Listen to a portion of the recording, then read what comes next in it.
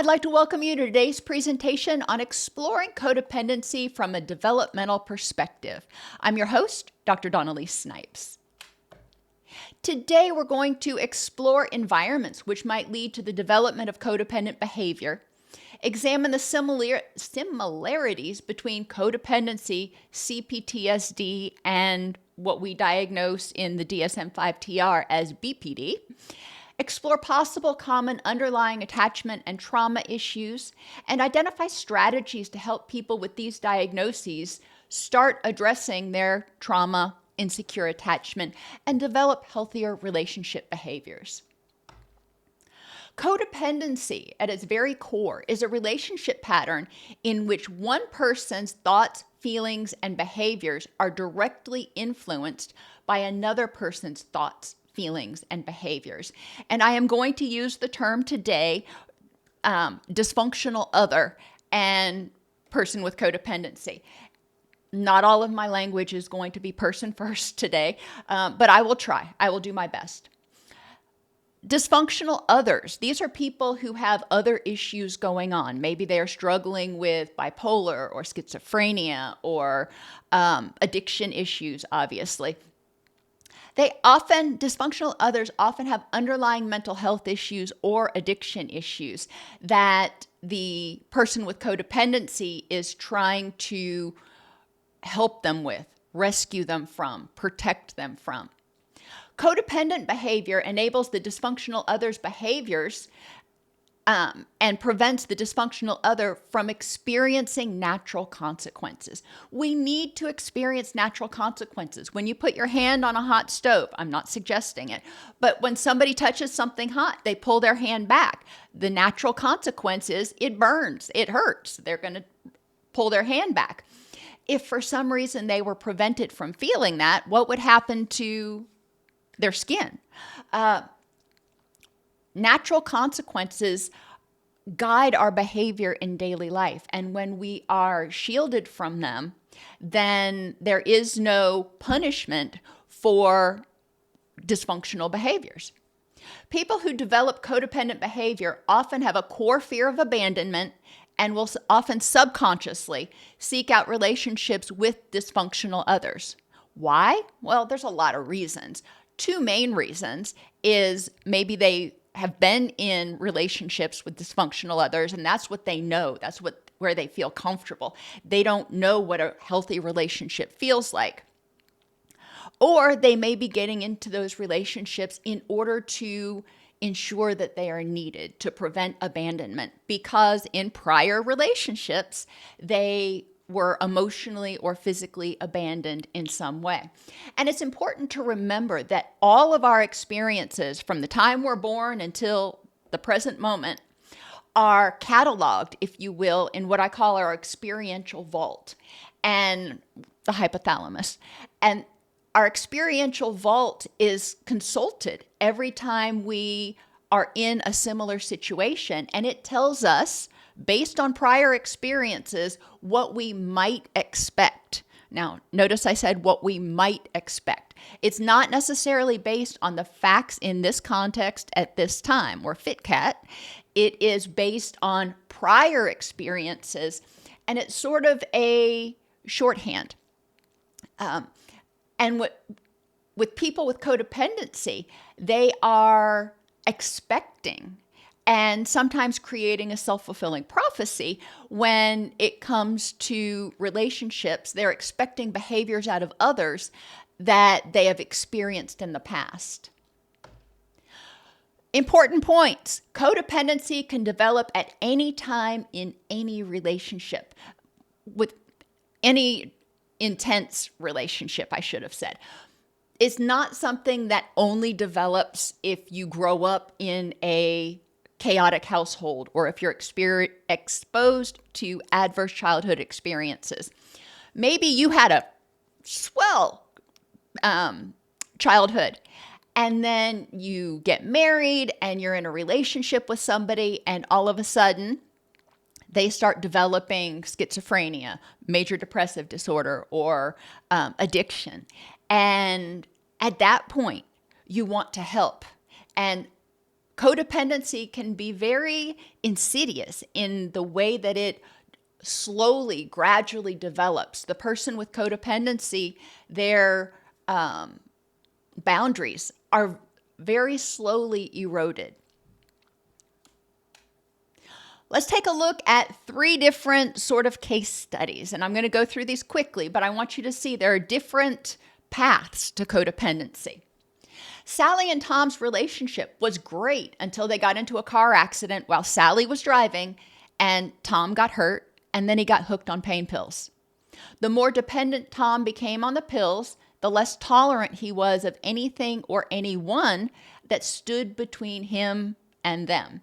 And this is something we commonly see in people who develop addictions.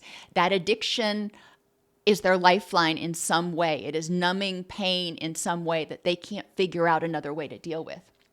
Tom became increasingly critical of Sally, telling her that she ruined his life and he needed the pills because of what she did. So Tom, in this case, the dysfunctional other, is manipulating and guilting Sally to make sure that she is there, to reward her or to motivate her to keep him from experiencing the natural consequences. When he was not using, Tom had low motivation, was prone to outbursts of anger, and could not focus on anything but getting the next dose. Well, this is very common when people are physiologically addicted to a drug.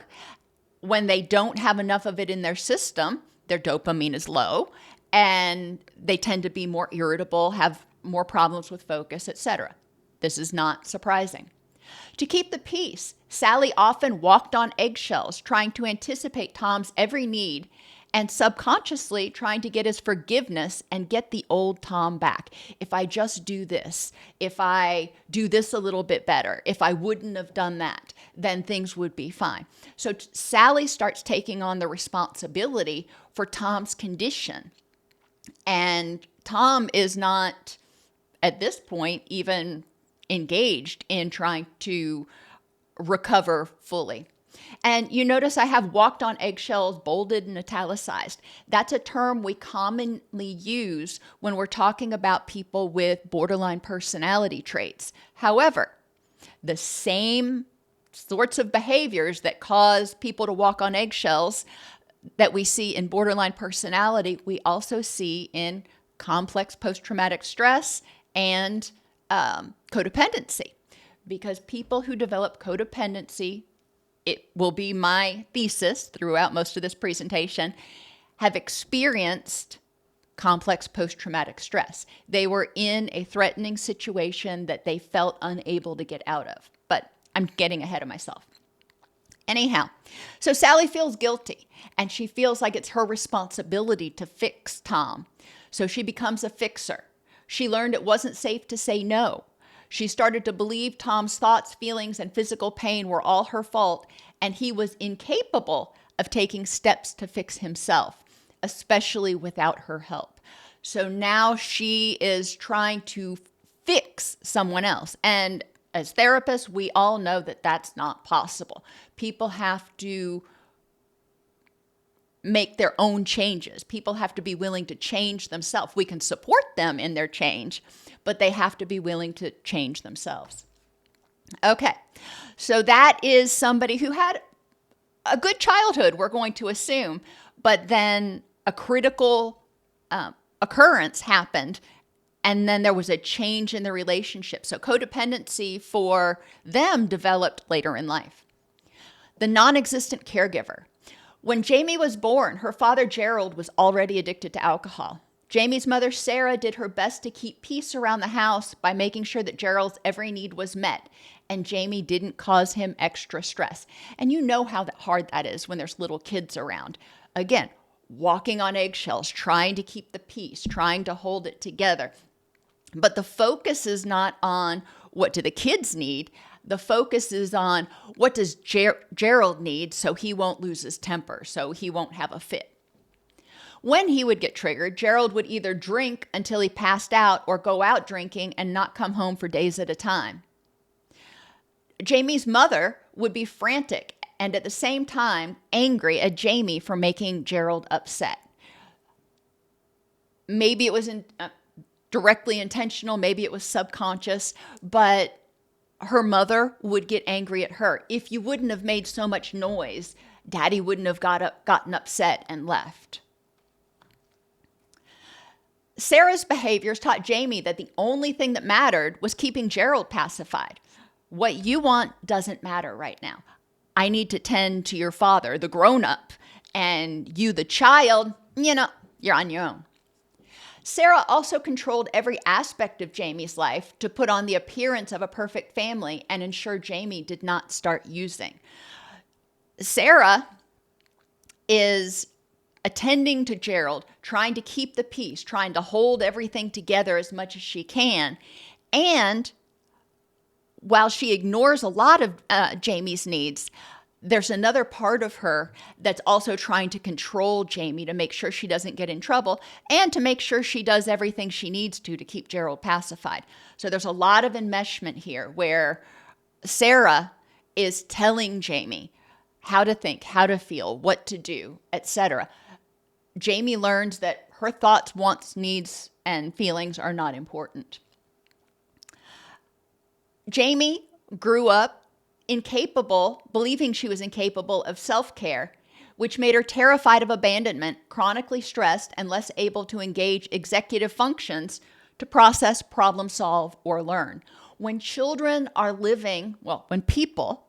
are consistently living with fear of abandonment, with fear of ceasing to exist. And normally we talk about it in terms of children. Why?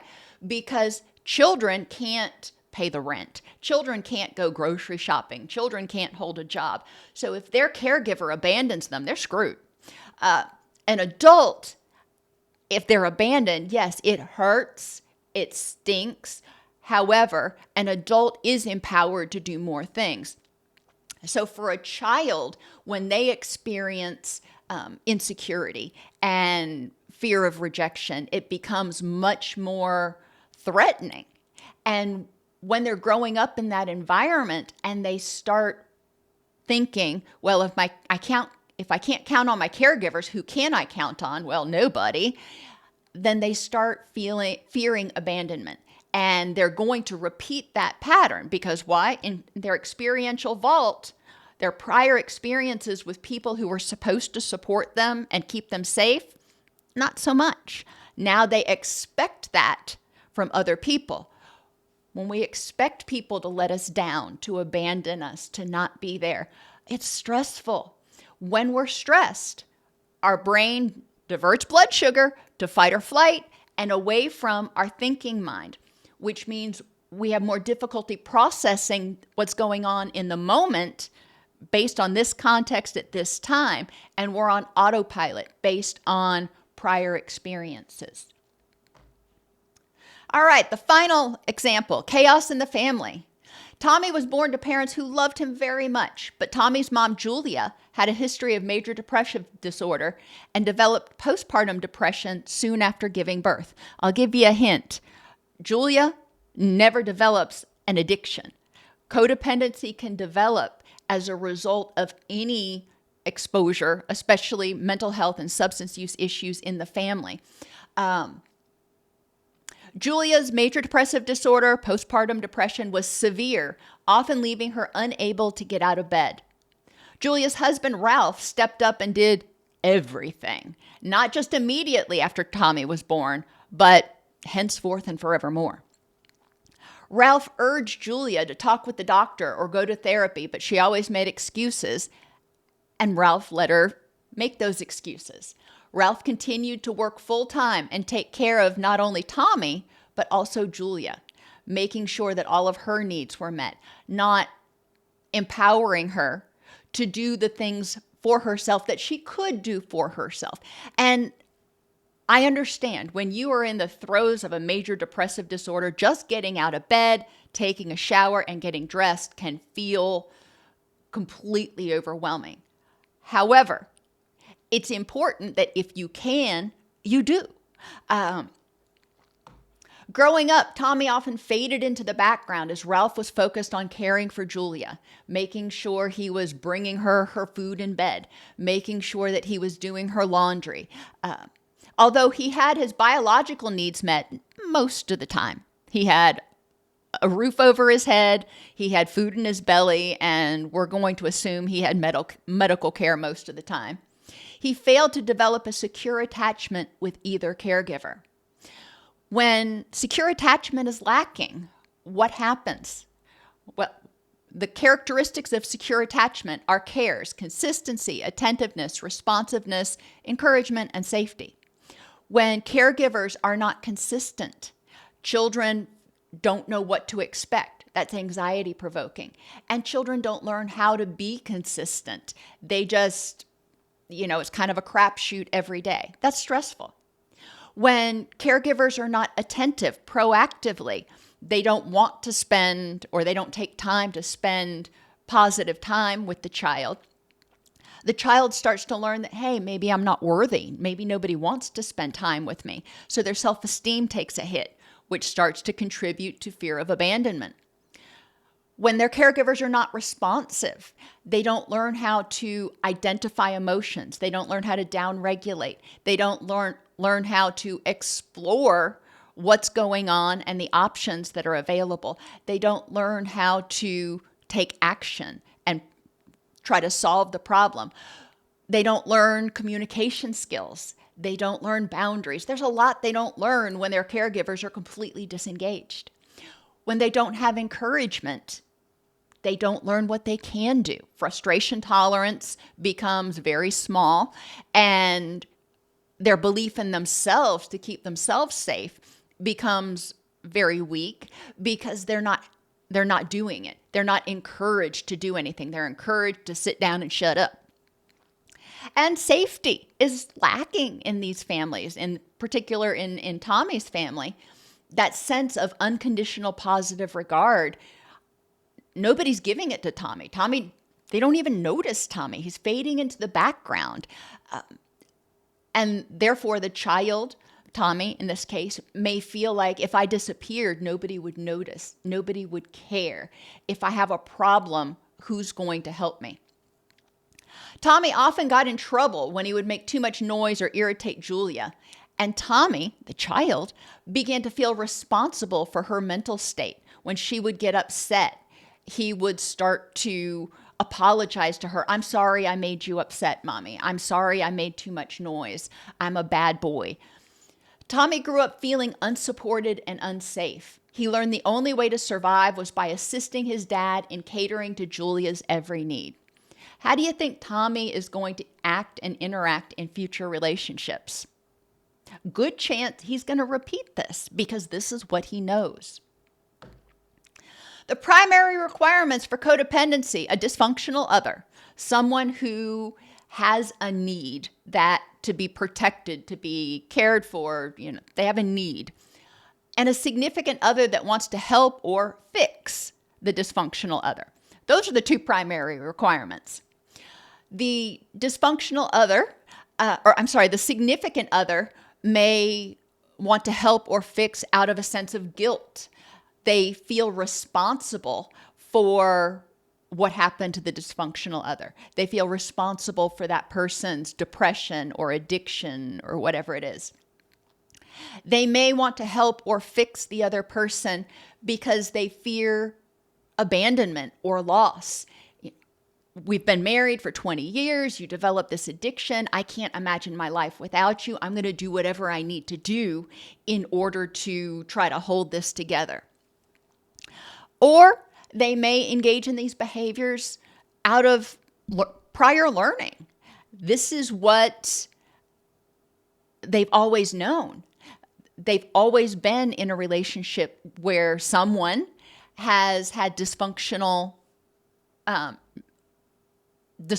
behaviors, and they have always been in a position where they were required to caretake.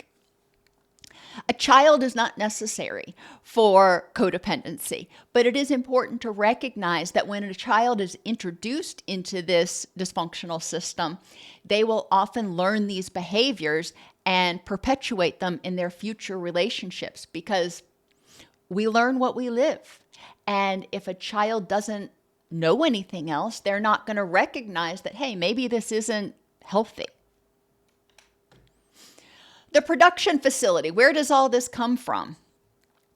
Physical neglect or abuse. If the adult is ignoring their own self-care, then the child or the other person may learn that they cannot count on this person to be there. For example, the person with an addiction who is not taking care of themselves, the person with major depression who's not going to the doctor, but they're becoming repeatedly suicidal. When that adult is not taking care of themselves, then the significant others in the environment start trying to caretake for that person because they don't want that person to go away. The adult or child experiences abuse from a dysfunctional other. This can cause a lot of caretaking behaviors because the child learns, I must do X to survive. I must attend to my parents' every need to survive. I must do this, or life as I know it will fall apart. Or in the case of children, the child's needs are ignored and they never feel safe, which means they're rarely in a place where their wise mind is fully engaged. There's always this undercurrent of stress, of fear of abandonment, of when is the other shoe going to drop, which makes it really hard to focus. Interpersonally, in dysfunctional relationships, when somebody learns that the only person you need to focus on is the lead dysfunctional other. Notice I say the lead, because in families with codependency, there's often a lot of dysfunction to go around. There's depression, there's anxiety, there's communication issues. Many people with addictions are also codependent, or also have codependency traits. People learn when they're in relationships that you are not lovable for who you are. And that starts, again, creating that codependency spiral, or I don't know what we want to call it. Because if the person feels I'm not lovable for who I am, then I'm at risk of abandonment. If I'm at risk of abandonment, what do I need to do to prevent that? If I'm not lovable for who I am, that doesn't mean by this person. That means I believe that nobody's going to want me. Well, I don't want to be alone. Therefore, maybe I just need to be a chameleon. Maybe I need to be whatever this person needs or wants me to be. Interpersonally, in these relationships, people chronically feel like they're always one mistake away from abandonment. And a lot of times the dysfunctional other will use that to their advantage and say, well, maybe you just don't need me. Or if you keep this up, I'm going to leave. So there's always a power struggle where the dysfunctional other threatens abandonment, and the person with codependency, the person who's afraid of abandonment, says, please don't. Emotionally, it's a minefield. People in these relationships, there's a lot of anger, blaming, resentment, anxiety about abandonment, but also anxiety about the other shoe dropping, anxiety about how can I pacify the dysfunctional other. And emotional regulation equals ignoring, negating, or numbing. What I mean by that is in these families that are nurturing codependent behaviors, people are taught that your emotions don't matter. We don't want to hear from you right now. We're focused on the dysfunctional other. So if you got a problem, you better suck it up, buttercup. Cognitively, in this place where we are developing codependent relationship behaviors, the person is learning that the lead dysfunctional other will tell you what to think or feel. Your thoughts, feelings, and needs don't matter. Don't worry, don't bring them to me. People are incapable of self-care and must be rescued. They can learn this either from watching someone with codependency constantly rescue the dysfunctional other, or they may learn it directly from the dysfunctional other, seeing that, mom's going to drink herself into oblivion tonight and pass out. So I'm going to have to tuck her in, and I'm going to have to pack my siblings lunch tomorrow and for school and make sure that they get off to school on time. And so we start to see a lot of parentification in children. In adults, again, you may see a spouse who is just seeing the pain that the dysfunctional other is in through their addiction, through their depression, whatever it is. And they feel like it's their job. They feel like if this person could do better, they would, but they can't, so I'm not going to make them try. Sympathetic dominance prevents learning new skills. In these families, in these situations where we're producing codependent behaviors, the significant others are regularly stressed, anxious, worried about the dysfunctional other, angry at the dysfunctional other, angry at the world, angry at this. Their wise mind, not really getting engaged that much because they are regularly in fight or flight. Now, it's a continuum. Sometimes they may be pegged out. Other times it may be low-level anxiety, irritation, etc. Regardless, it impacts attention. It impacts sleep. It impacts systemic inflammation and everything that goes along with that.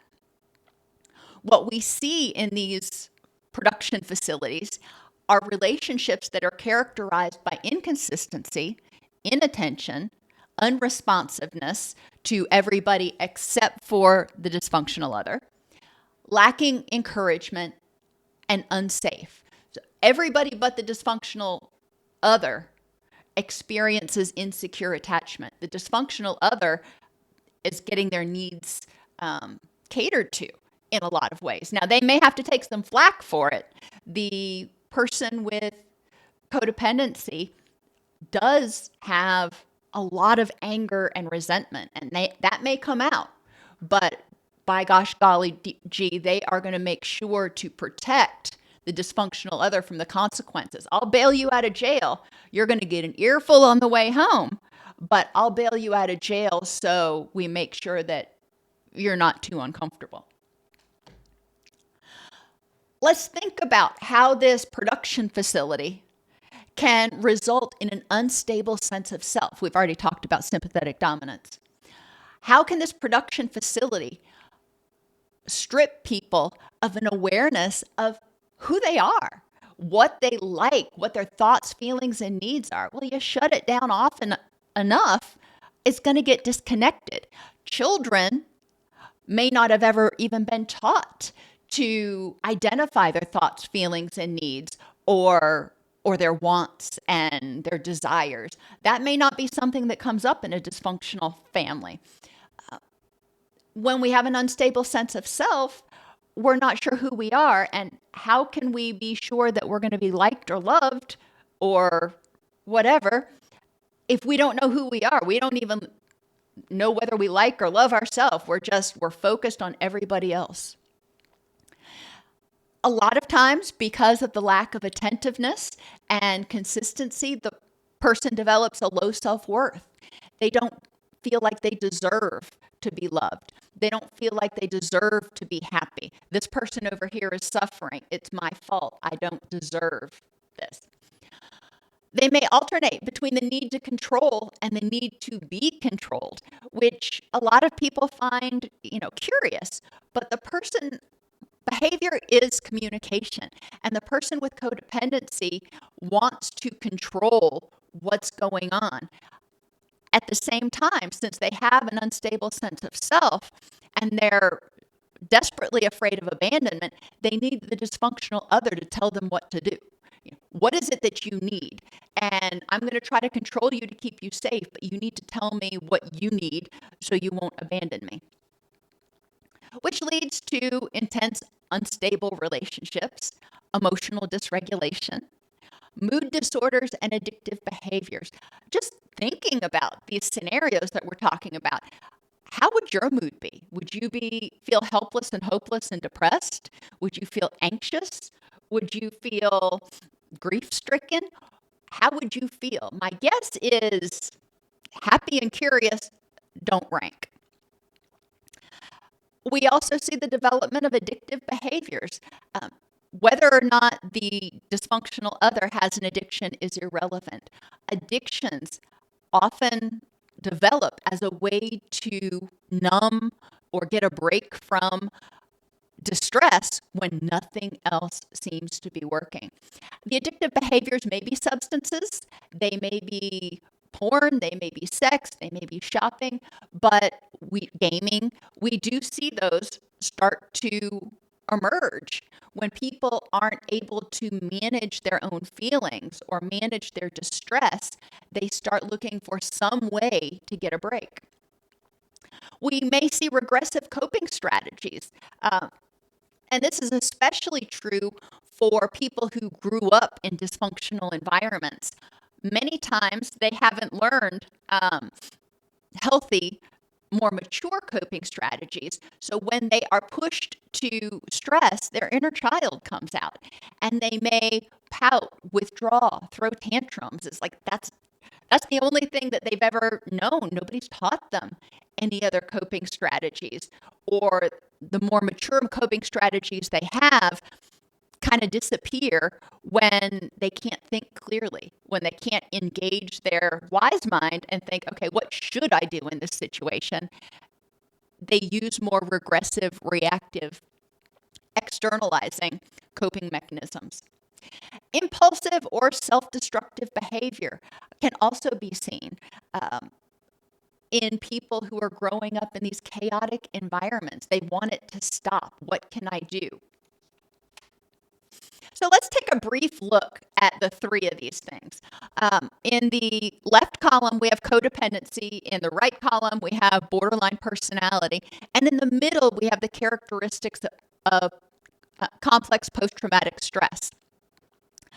I think it's really important to look at these and depathologize codependency and BPD, because in complex post-traumatic stress disorder, there was exposure to trauma, helplessness, or horror that the person did not feel that they had a way out of. For whatever reason, they didn't feel they had an escape.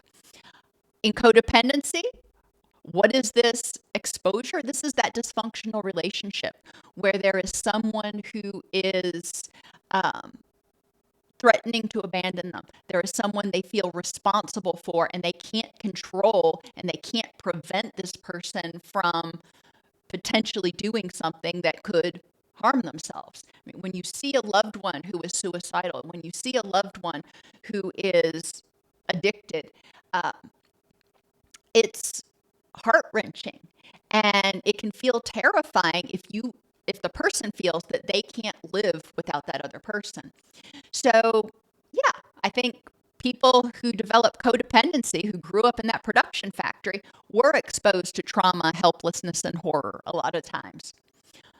Borderline personality, usually we see in childhood exposure to multiple adverse childhood experiences. So, yeah. Next symptom, re-experiencing through memories, core beliefs, perception, or worldview. Does the person re-experience these traumas in the way that they view life, in the way that they view others, in the way they view relationships? Yeah. In people with codependency, we see a lot of abandonment fears. We see a lot of inability to set and maintain boundaries because they're afraid that if they do, they're going to get abandoned. Avoidance of reminders. In codependency, we see people avoiding reminders of that trauma, that dysfunctional relationship from the past. They're like, oh my gosh, I don't want to have that loss. I don't want to have that pain again. So in order to do that, I need to control you. I need to make sure I know where you are, when you are, who you are, what you are all the time. And yeah, that does enmesh, that does violate the other person's boundaries, especially if you're talking about two adults in a relationship. In borderline personality, we see more withdrawal and splitting, where if I start to feel threatened, if I start to fear abandonment, it's on. It's gone. I'm going to pull the plug. So it's all or nothing. And if I start to fear abandonment, I'm going to rip that Band-Aid off and go with nothing because I don't want to be hurt again. I don't want to feel that again.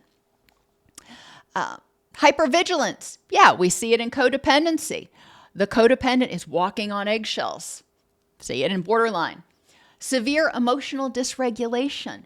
Yeah, in people who have lived in unstable relationships for years, their ability to manage their emotions goes down. We've talked about sympathetic dominance, where when we're exposed to stress over an extended period of time, our nervous system changes and our stress response becomes more hair trigger and more extreme. When we're triggered, we go from 0 to 250 like that. It also means that it takes longer for us to get back down to baseline and recover, and it's exhausting. We see the same thing in BPD. Low self-esteem and persistent beliefs about self as worthless, shameful, or needing to feel guilty.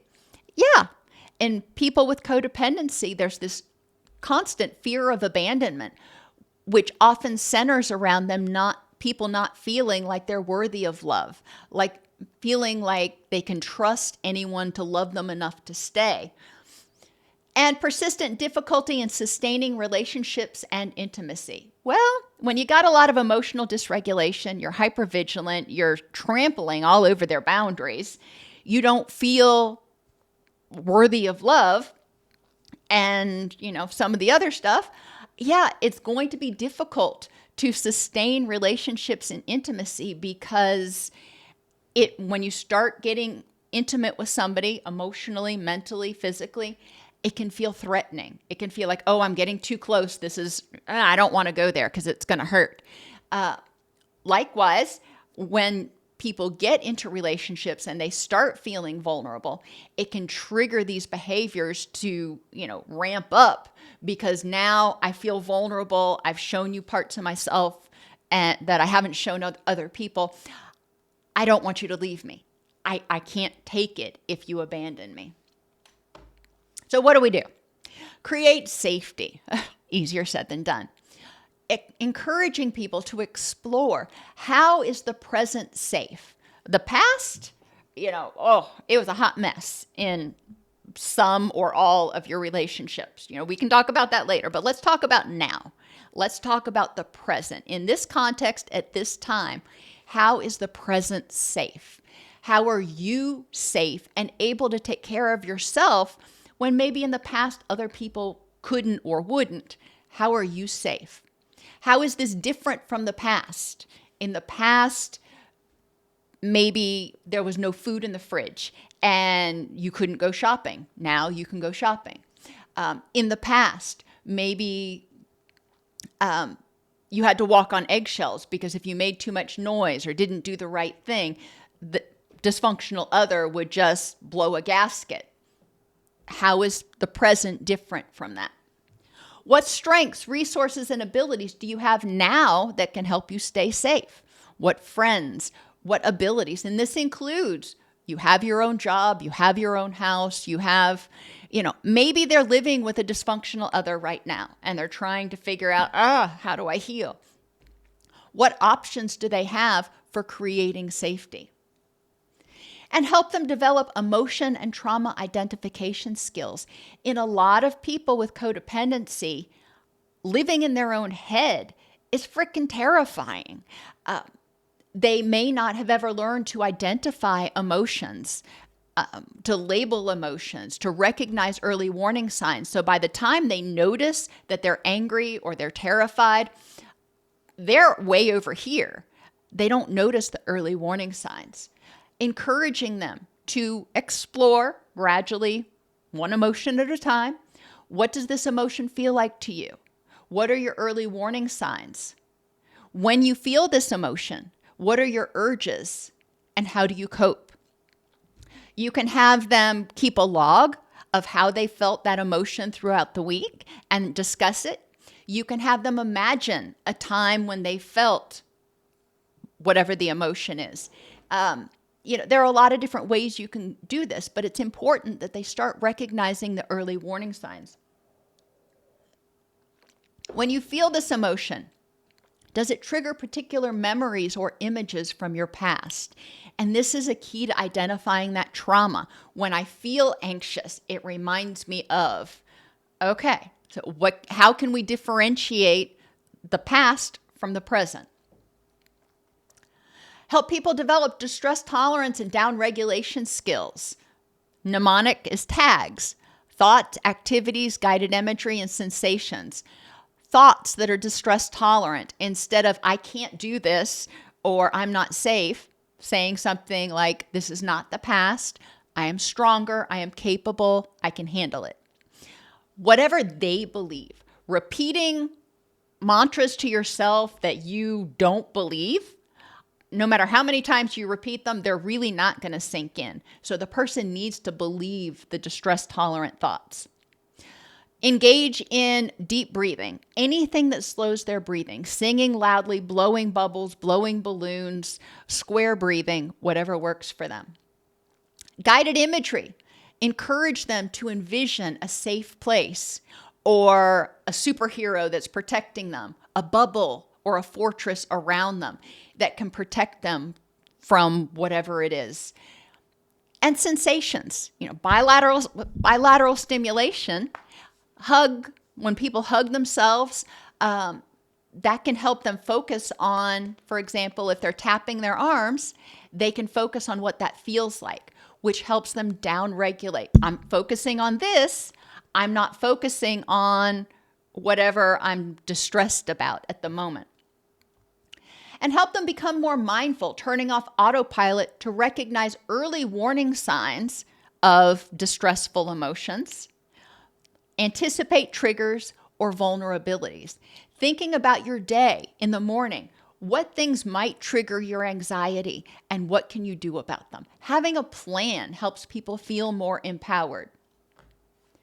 Develop an emergency response plan that they can keep with them if they're feeling triggered.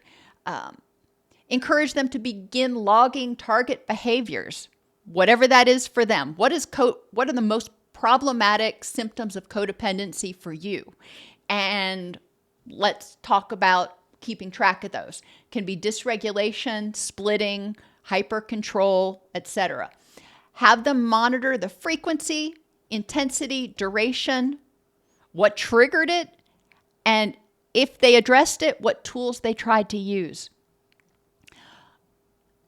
These behaviors are not going to go away overnight, but we can hopefully reduce their frequency, intensity, or duration when they do happen. Encourage them to consider developing self-esteem. Have them make a checklist of what they look for in a good person. Don't tell them it's a self-esteem activity yet. Then have them look at that checklist and identify what characteristics they have that are on that list. Encourage them to connect with and address the beliefs of the wounded inner child, especially if the dysfunctional relationship behaviors originated in childhood. What did you learn in childhood? How did you feel about your parents? How did you feel about your safety? And help them begin to believe that their thoughts, wants, and needs are important. Encouraging them to think, your friend, your best friend, your child, your spouse, whomever, are their thoughts, wants, and needs important? Most of the time, people are going to be like, yeah. Okay, well, if their thoughts, wants, and needs are important, are your thoughts, wants, and needs important? Would they think that your thoughts, wants, and needs are important? Generally, if the relationship is even modestly healthy, the answer is going to be yes. In which case you can say, well, if they think your thoughts, wants, and needs are important, and you think their thoughts, wants, and needs are important, why don't you think your thoughts, wants, and needs are important? Develop problem-solving skills. Have them observe and describe the facts in the current context. That means what we know, not what we think, not what we assume, not what we're perceiving, but what are the facts that anybody can see. Describe past traumas that are being triggered and how this situation is similar to and different from those situations. And a lot of times in the present, the person has a way out. In the past, they didn't. Encourage them to participate by identifying what they can and cannot control. One of the things they can control, which are worth their energy. There's a lot of things we can control that may not be worth our energy. It's like, yeah, whatever. But we need to pick our battles. And of the things they cannot control, how can they cope? And trying to control the uncontrollable is not a method of coping that's going to be helpful in the long term. Encourage them to participate by defining their rich and meaningful life. Where do you want to go? What is it going to look like when your relationships are healthier and you are living the life that you want? Once they have that framework, then everything they do, they can reflect upon that and ask themselves, is engaging in this, is doing this the best way to use my energy to help me move toward my rich and meaningful life? We want to educate them about vulnerabilities. Vulnerabilities are conditions that increase people's stress level and prime us to be triggered. When you're sick or in pain, a lot of times for many people, that's a vulnerability. In and of itself, it may not make you too cranky, but when something happens, you may bite somebody's head off more easily, or you may be more likely to do that if you're in pain. Whereas if you weren't in pain, you'd have more bandwidth. So a vulnerability makes you more susceptible to being triggered. Sleep loss, poor nutrition, dehydration, pain, sickness. Encourage them to look through each piece of their life, physical, interpersonal, emotional, cognitive, and environmental, and identify their vulnerabilities. For some people, introverts, being in a crowded space is often a vulnerability. It increases their stress level, so they don't have much more room in their stress bucket. And when something happens, their stress bucket may overflow more easily. For extroverts, being in a situation that there's just no stimulation, being understimulated, may actually be a vulnerability. Encouraging each person to know what is a vulnerability for them is important. Have them identify and prevent or mitigate their vulnerabilities. They can use backward chaining, thinking of a time last week that they lost their temper. They just bit somebody's head off. Okay, let's look backwards and see what led up to that. And was there any place along the way that you could have stopped and down-regulated, made some more space in that stress bucket? So when then this thing up here happened, it wasn't the straw that broke the camel's back. And forward chaining to anticipate and prevent or mitigate vulnerabilities. Thinking in the future, how can I prevent that from happening in the future? What can I do differently henceforth so I am less likely to have that vulnerability?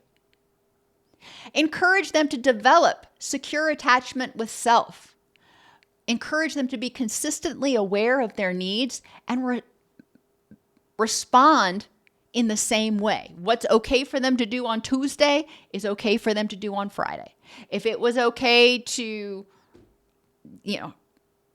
eat a pint of ice cream on Monday because they had a bad day, well, if they eat a pint of ice cream on Thursday because they had a bad day, it's still got to be okay. That's consistency. Now, we can talk about the dietary implications, but you get my point. Encourage them to be responsive to those needs in a positive, purposeful way, taking action, communicating with others, and maintaining boundaries. Encourage them to attend to themselves. Oh my gosh, spending time with yourself. This is a really difficult one for a lot of people because they're like, I don't know who I am. I don't know what I like. So many of the people that I worked with in addictions treatment, have said, yeah, I have no idea what I like. If I'm not using it, do I like to play volleyball? I don't know. Do I like to watch football? I don't know. And it was an exploration process during the early recovery period to figure out, what is it that I like to do when I'm sober? Validating their thoughts, wants, and needs of themselves and their inner child, their adult self, and then that little child inside of them that says, I really want to have cereal for dinner. Okay, we can validate that. Doesn't mean we're going to do it, but I can validate that that is something that you want. Encouraging them to self-explore outside of their comfort zone. Figure out what they like. Figure out what their strengths are. And create safety by developing a non-judgmental inner environment, recognizing that failing is not the same as being a failure. Failing at something means you learned a way not to do it, or maybe you learned that this is not something that you're super talented at. And there are all kinds of examples of celebrities, and Michael Jordan comes to mind, of celebrities who've stepped outside their comfort zone to try something and realized, I'm okay at that, but it's not really my strength. No harm, no foul. They didn't feel bad about themselves. They didn't feel like they were a failure because they discovered that they weren't good at this versus something else. Develop personal empowerment, encouraging them to reframe bad behaviors as the only tools the person had to survive at the time. Reframing these behaviors, whether it's addiction or codependent behaviors or whatever, it helped you survive. It helped you put one foot in front of the other. Educate them about how HPA axis or nervous system dysregulation made learning new tools difficult in the past. Help them understand that when they're in fight or flight, their thinking mind, it's offline. And because of their prior situations, they were in fight or flight a lot, which made it even more difficult to learn. Doesn't mean they can't learn, but helping them recognize they're going to learn a lot more effectively if they can downregulate. And regularly review behavior logs for progress, identifying those target behaviors that you're trying to reduce and looking for progress. Recognizing progress looks different for different people. This one looks different than this one, but everyone is filling up just a little bit more. And I like the bottom one. It's a little progress, a whole bunch of progress, little regression, but then a whole bunch of progress again. It's not always linear. Sometimes we ebb and flow, and that's okay. Exposure to trauma and chaotic environments produces a sense of unsafeness and helplessness and disempowerment that results in behaviors designed to help the person survive. Re-experiencing comes out as unfiled data that needs to be added to the master plan to stay safe. And when people are in dysfunctional relationships, a lot of times they are avoiding triggers, avoiding re-experiencing that. That memory is bouncing around up here. They don't know what to do with it. When they experience it, they feel unsafe. They just don't want to go there. It's kind of like, you should go to the doctor and get your physical, but it's really unpleasant. So you avoid doing it. Well, times that times 10, and you know what re-experience is like. They may avoid reminders through withdrawal or hyper control of the other person. They want to make sure that they're not going to encounter that. So the more they control, the less chance they have of veering off course and accidentally bumping into that situation or that feeling. And hypervigilance to any hints that trauma will occur again. When we feel helpless and disempowered, we don't want to feel that way again. We're going to notice the threats in the environment. We actually become more attuned to the threats in the environment when we're stressed and less attuned to the resources and the safety. The world starts feeling a whole lot more threatening. people start feeling a whole lot more unpredictable because we're noticing these micro expressions, and we're noticing and interpreting through our experiential lens their behaviors. We're not necessarily interpreting their behaviors based on the current context.